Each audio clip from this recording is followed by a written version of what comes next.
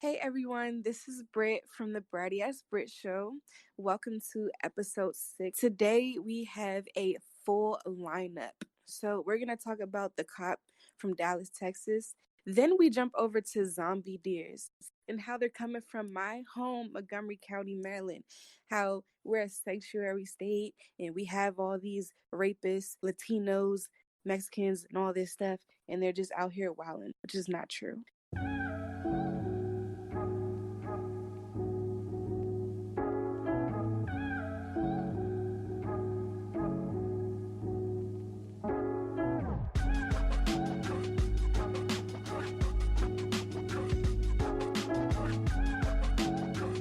Hey guys, welcome back to the Kaiju Crew. Today I've got Brittany from the Bratty Ass Brit Show. Hey guys. And Lux from the Luxcast. As well as yours truly, Alduin from the Tech Shaman YouTube channel. How's everyone doing? Doing well. Hanging in there, but I'm doing well too. I'm very excited for this podcast. Me too. I feel like we're like virgins now since we took a long hiatus, everybody. I know. Thank you. Thank you so much for your constant support, your Instagram comments and your DMs on my life. Thank you so much for the constant support. Before I start out, everyone, I would like to have a moment of silence for one of my followers, Jasmine from Tagged. She was gunned down by an assailant, and she's a transgendered woman. She was I got the news today, which is the 7th, that she was murdered yesterday. If you guys are in the Anne Arundel County in Maryland, please give energy and positive vibes to Jasmine's family. A lot of these crimes are committed by cowardice and bigots. Now it's their turn to actually speak out about this issue, not just the trans community, but the African American community, the minority community, which kids are missing every single day, especially Black kids and minority kids, like other like Asians and Hispanic kids. And they're found either murdered, they're found tampered, and I really want to get this to rest. There's sick people out there. If you guys can please travel in groups, if you guys can say that you love your kids, at the, in the start of your morning, texting them, that will mean a lot to them. I would like to give a moment of silence to Jasmine and also Bambi from Baltimore Gay Pride. She was murdered as well. And I'd like to give a moment of silence to them, to pay their respects for them. If you guys don't support this podcast, please leave or just skip the moment of silence. But I suggest you leave because you might not like the future articles that we're covering. So if we can have a moment of silence.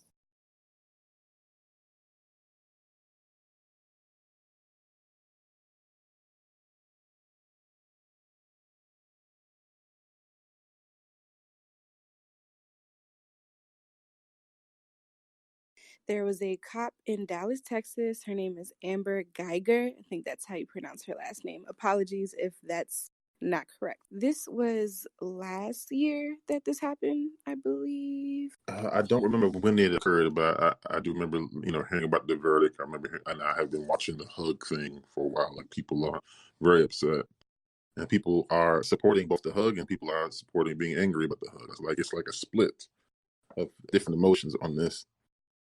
Yeah, so the backstory to it is that Amber, she was a police officer, and I guess she was drunk coming home from the bar or whatever, and she was trying to go to her apartment, but she was on the wrong floor. When you're intoxicated, your mind is not all the way there. I think that she might have been a little bit more intoxicated, but that's just personal opinion. She went to the wrong door, and she thought that it was her own apartment, and she heard some not commotion, but some sounds, some movement on the other side of the door, thinking that it was a burglar in her home. So she bust down the door and she saw Botham Jean. I think that's how you pronounce his name. My apologies if that's inaccurate.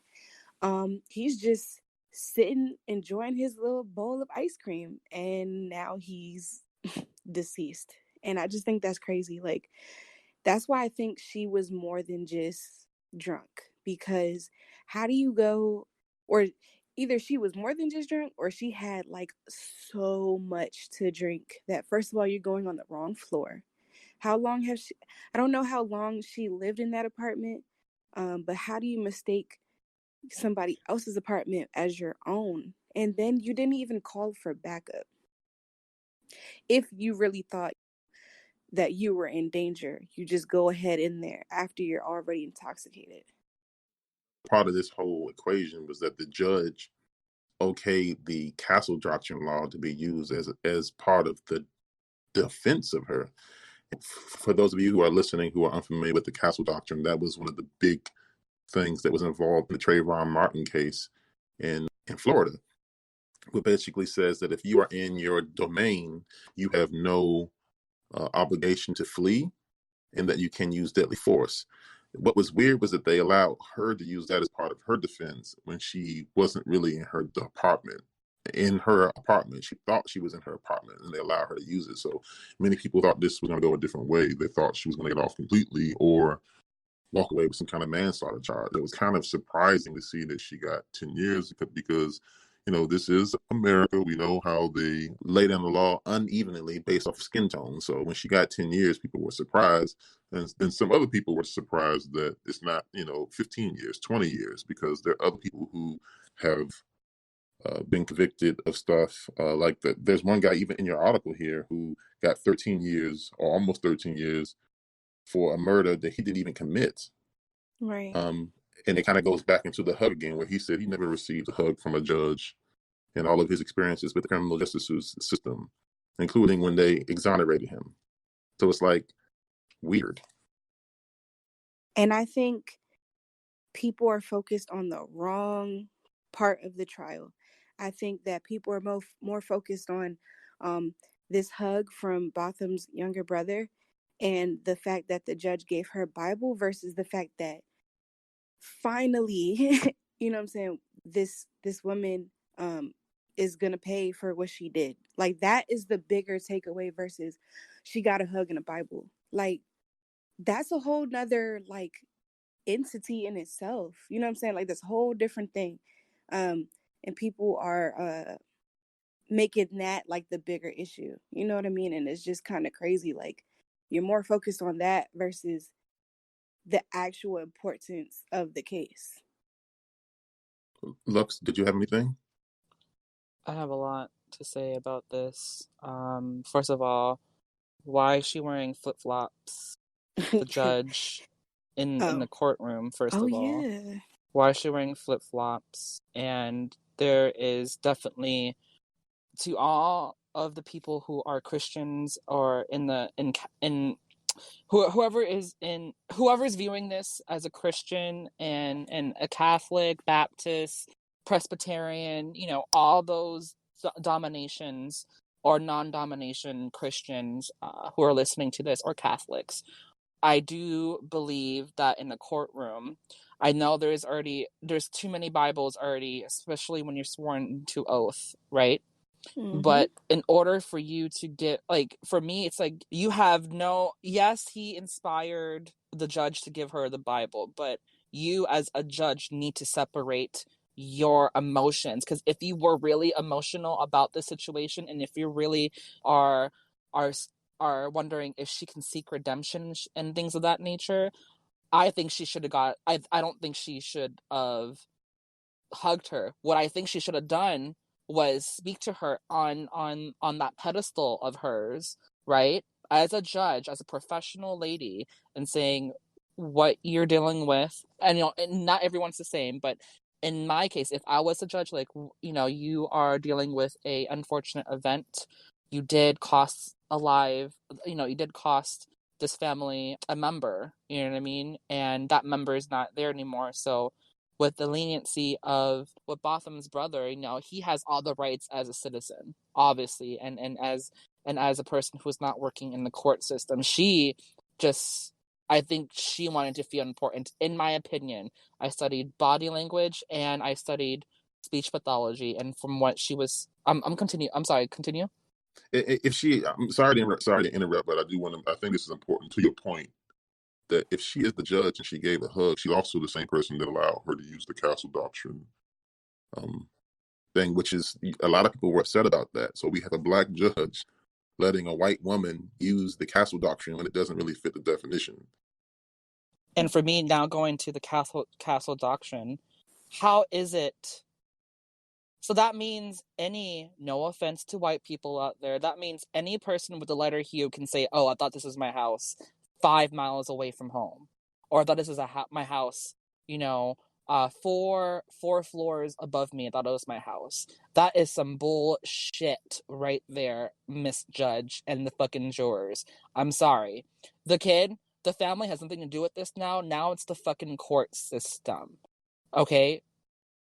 Don't edit this out whatsoever, because I am furious with this judge. I wanted to hold this for the podcast, ladies and gentlemen, because she is a minority.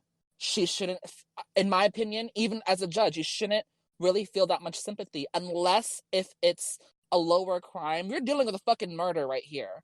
And with Andrew Zimmerman, no one offered that to him too. But how many minorities are out there in fucking jail for a first offense? They're not gonna get the fucking Bible. They're not gonna get a hug. Do you feel like what she did meets the legal definition of murder? Because if I'm not mistaken, the legal definition of murder means you had the intent to kill. Like Yes, there was body cam too, wasn't there? Wasn't she in uniform? And if she was inebriated Yes, in she was. uniform too, and if she was inebriated in uniform too, she mm, has to go to jail. No one should feel sympathy for this woman. And if you do feel sympathy, I can understand if you're her family or her friends. But average Joes and Janes out there, you should not feel sympathy. I don't give a shit if she's white or she's black. If I don't get the same treatment for shooting someone allegedly accidentally and getting a Bible and a hug from both the brother of the person I killed and the judge, get the fuck out of my face well, with that we shit. should add that her text messages were used against her in court as well. One of the stories that we're going to have in the show notes for you guys shows her alleged feelings about blacks. It talked about she Yeah. kind of hinted that blacks were lazy and that whites have a different work ethics. Or her, I believe it was her text messages that may have played a big part in her getting the murder charge. Yeah, and Well, she's apparently now tooting a different tune now because now she's in prison for how many how many years? What, 12 years? 12 10. years. When my friend Stefan, I think you might know Stefan too from Northwood.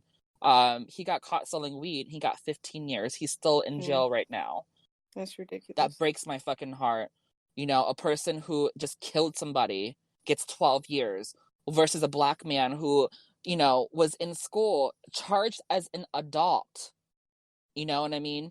For paraphernalia and drug distribution, got 15 years when And he she's was also up for 17 years parole. old. She gets parole in 5 years, She gets paroled in 5 years? if I'm not mistaken. How do you think she's gonna do in jail? Do you think that she's gonna be in Gen Pop, or they have a certain section for law enforcement? I mean, I wouldn't put her there just because she's been part of. I hope they don't put her there. I mean, just because it's going to be like terrible, terrible. They're going to come at her like crazy, like something out of Gotham. Since we're so close to that word, it's Yeah. like Batman going to Arkham Asylum or something. But I'll tell you this though, I do respect his brother, Botham's little brother. I still need to get his name. For him, he was like studying being a Lutheran, right? Something like that. And that's his sign of hope. And as a brother, he for technically forgave her in a way, allegedly forgave her. And it takes a lot of people, it takes a lot of might for people to forgive another person for killing their siblings. Have y'all ever heard about zombie deers? I heard about it, yeah. Yes. Oh my goodness. So there's like all these crazy zombie deers in Nevada, and I think they're in Colorado, and states or Wyoming and Kansas to be exact. Also some other states. The wildlife department is telling people in these states, you need to be very, very cautious when you're out hunting for deer and other wildlife, and also when take these animals home and clean them up to, eat them, because they have like this disease in them, and Mm-hmm. they turn into zombies. So they'll start to stumble, drool everywhere, they lose a lot of weight. It apparently takes up to a year for the animals to show signs of this disease. So they're like trying to tell people, if you have any of these animals, like I guess their meat or whatever, to come and test it out before you eat it, because you might, turn into a zombie. Like, that's crazy to me. What do y'all think about that? Oh my gosh. I don't eat deer for a reason, so. Yeah, we For don't like yeah, consuming them. um, ugh. I mean that's why deers are really beautiful animals. I can say that deers are magnificent creatures, that Mother Nature created, and I can't eat that. No, no, I can't eat it. And not only that, like they have their own illnesses that they need to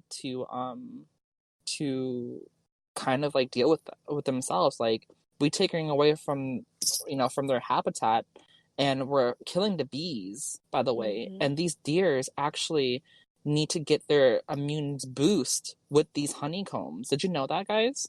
I didn't.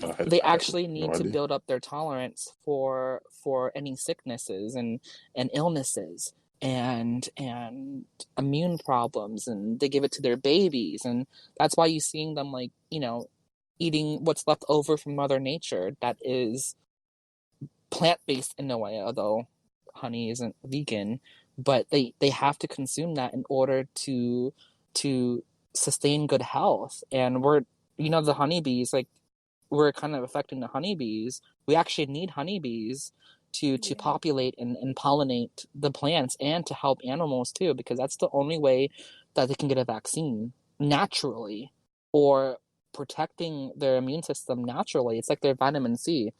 So when I see like people eating deers and hunting, or even hearing it, um you got it coming. You got it coming from hunting those poor creatures. I mean, they're there for a reason. Nature put them there for a reason. So that's all I have to say. But how do y'all feel like, okay, because it's saying, according to CNN.com, it's thought to spread through direct contact with body fluids or by drinking contaminated water. The CDC said the disease is always fatal. Now, Go can ahead. humans get it? Can what? Can humans get it, or is it only with them? It's humans can get it. So that's why they're telling Mm. people, you wear the proper equipment and make sure you get the meat, I guess, tested somehow, some way, before you just eat it. I just say just leave them alone. Like if it's that involved, just don't eat the meat. Like leave them alone. Yeah. I don't see no people like, you know, hitting a deer and taking it back home in the country. They just leave it on the street. They don't eat that. Right. Right. So, I'm really nervous because I'm not ready for the day for us to hear breaking news in whatever state you want to put there. Um, in all major cities. right. There's been an outbreak of zombie deer.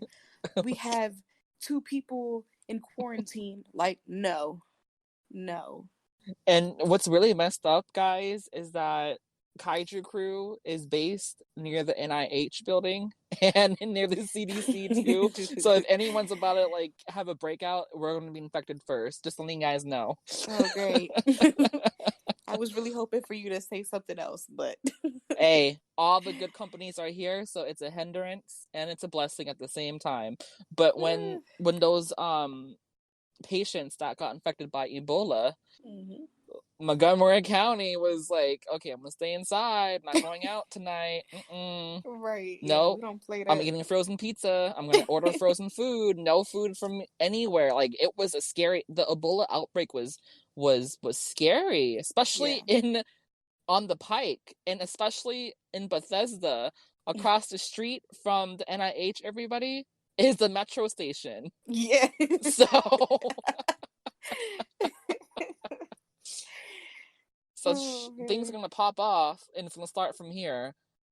I hope not. I hope not. Like, just leave them alone. Right. They not bothering us. It's crazy. I'm so sorry. I know we're running out of time, but I Mhm. have to tell y'all this story about my deer experience. Okay. So this was when I was in high school. So I don't know if you like remember where I grew up, but when you walk on the backside of my neighborhood, there's like this huge hill. So I I know what you're talking about. Yes. Yeah. So I was walking that way to school. I was gonna go past someone's house before I got to school, and I always walk that way every morning. And it was like, I guess it was around the fall time. So I'm walking, it's early in the morning. I'm the only person really out there, and I hear like leaves crunching. So, but it's on the opposite side of the street. So I'm thinking, okay, somebody's in their yard, raking the leaves early in the morning. Right. So I walk up, and next thing I know, it's like a big, huge deer. And I mean, it was the daddy deer because it had the antlers or The buck. whatever. Yeah, yeah, Yeah. yeah. It was huge. It was bigger than like a Ford F-150. I kid you not. What? Yes, it was huge. And so I looked at it. Matter of fact, I was on the same side of the street because there was a truck, and I walked past the truck, and there it was, like almost in my face. And I looked at it, it looked at me, and I started running, and it actually started to chase me. I kid you not.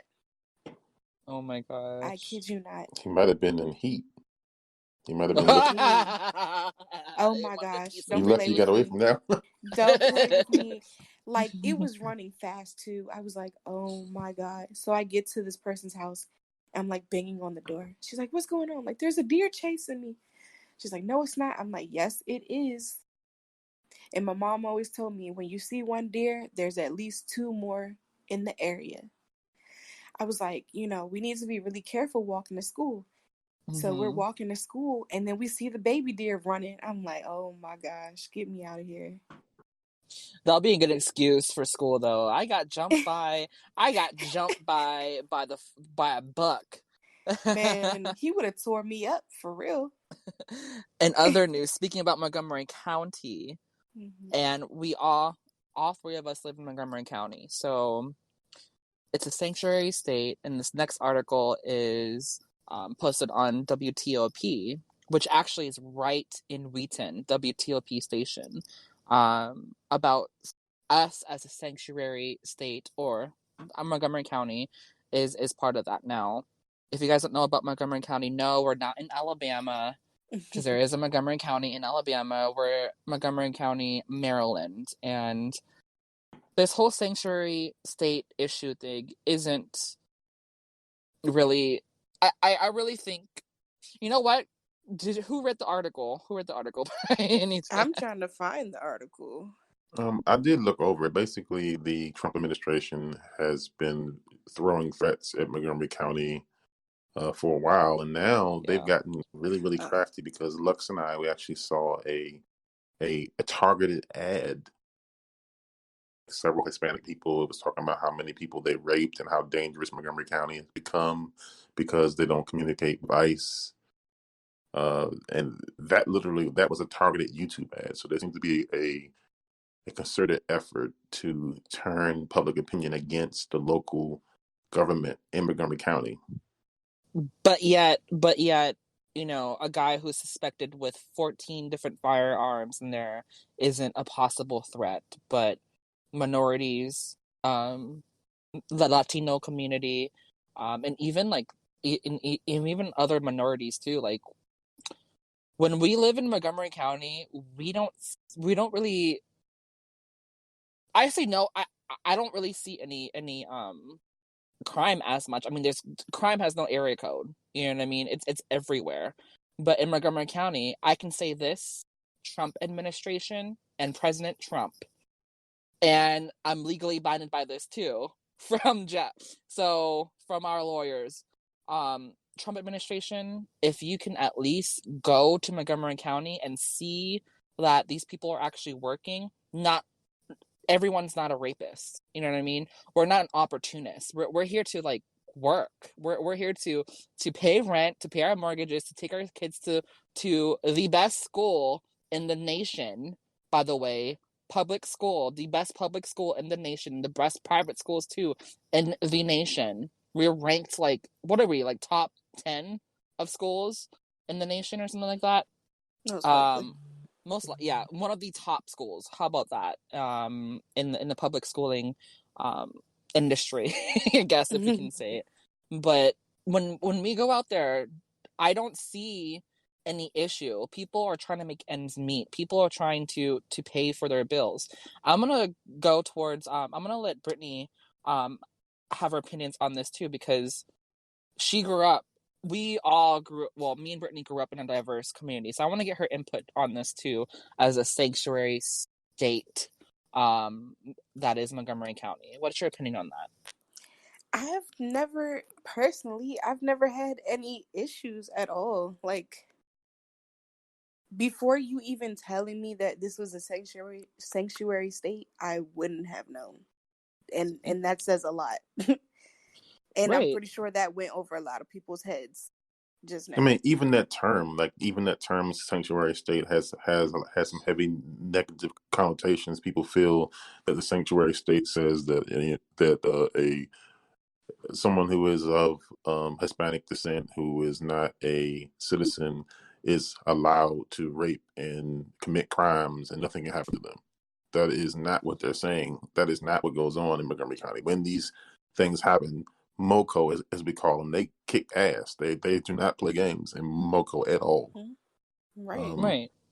So it's just weird that they are targeting those ads, because these people are going to, sway public opinion to the point where uh, elected officials may lose their seats to people who are more conservative. People who have values that line more with the Trump administration may replace our councilmen.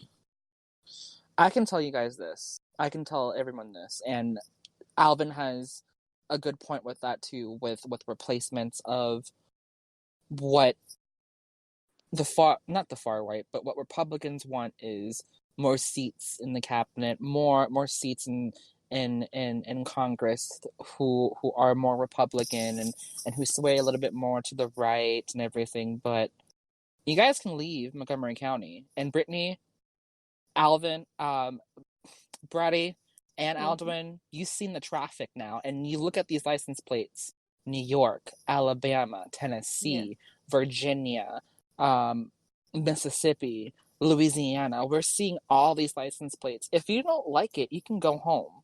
If you don't like how Montgomery County is functioning normally, you can go home. You can definitely go home. Do not shit on my county. You know what I mean? This is our county right here, Brittany and Aldrin. This is our county. You know what I mean? And we love the people who are working. We love the people who are paying taxes. We love the people who are taking their kids to school or walking their kids to school. You know what I mean? We idolize that. You know what I mean? And if you don't like it, other states, transplants from other states or from other countries, you can always leave Montgomery County. Go to Virginia. You can always go to Delaware. You can That always go to might New be York. worse. Exactly. You can always go there. But I feel that, you guys, and we do have a lot of conservatives who view this podcast too. There's plenty of other states, but I know that you want to be near your savior, the man in the castle. Just go The to DC. big, yeah, move to DC. Oh, wait, you guys can't afford the rent in DC. Oh, that's why you guys are in Montgomery County. That's why the roads are being updated. That's why the sidewalks are being installed in different neighborhoods that don't have sidewalks. That's why we're having more expensive luxury buildings. Thank you so much, transplants, for making that happen for us, for our urban districts, because your complaints is making us look very, very good too. Yeah, it In business, is. right, Aldwin? Like, we live Absolutely. in Wheaton. Me and Brittany, grew up in, obviously we grew up in Wheaton and Silver Spring area. So we've seen the buildings being Mm-hmm. erected. We're seeing all that. Thank you so much. But if you don't like the people, get the hell out of our county. Plain and simple. There's Howard, there's Anne Arundel, there is Southern Maryland. And if you want ICE officers to protect your streets, I mean, you can always go to Delaware. You can always go to New York. You know what I mean? You don't have to stay here. Right. Go to So Baltimore for all that. Good luck. there's also a update on the Christopher Hansen. I think Lux, you kind of nodded to the gentleman, if you can even be called that, who was a Coast Guard lieutenant, was accused of stockpiling weapons and targeting Supreme Court justices, TV journalists. He actually pled guilty to gun and drug crimes. And this person is a Montgomery County resident. This person literally there was evidence found that he was trying to target House Speaker Nancy Pelosi, Democratic leader Chuck Schumer. He actually had several social network managers and upper people in certain social media people and CNN people on this hit list of his. So, like, that's the kind of stuff we have in Montgomery County, but they're shifting the focus, talking about immigrants or illegal immigrants, and literally paying for ads on YouTube when we have somebody like this who literally, quote, was trying to figure out a way to kill every person on earth, is what he has been quoted to have said. Well, in the sexual and raping cause, everyone who was in support of Brett Kavanaugh, that he might be guilty, you know what I mean, with the whole, rape charges and allegedly dick slinging in parties and frat parties and things of that nature. Your boy Brett was in Georgetown Preparatory in Montgomery County. It'd be your own people. Well, and then again, I wanted to continue down the whole Hansen line because this is new information. He ordered over 4,000 pills from internet distributors that they actually went to his house, and these pills were poison. Wow. So, like, this guy was probably somebody that would have committed some kind of mass murder, and he was actually caught. Yeah, that's just crazy to even think about. Have you ever, guys? Well, I have a question for you, Tech. Do you think he was doing that so he can end his own life, like people in court when they take a quick pill and then they commit? No, because it says that he had the pills. He had 4,650 pills. He ordered them and sent some to his home in Maryland, which is right in our backyard, literally right in our backyard. And he also had some of the pills sent to his North Carolina home. And he also had silencers. So this guy was preparing for something. Thank you guys for tuning in to the Kaiju Crew. I am Lux from the Luxcast. I'm Britt from the Bratty Ass Brit Show. And Alderman from the Tech Shaman YouTube channel. Thank you guys and have a wonderful and productive day. Thanks. Bye-bye.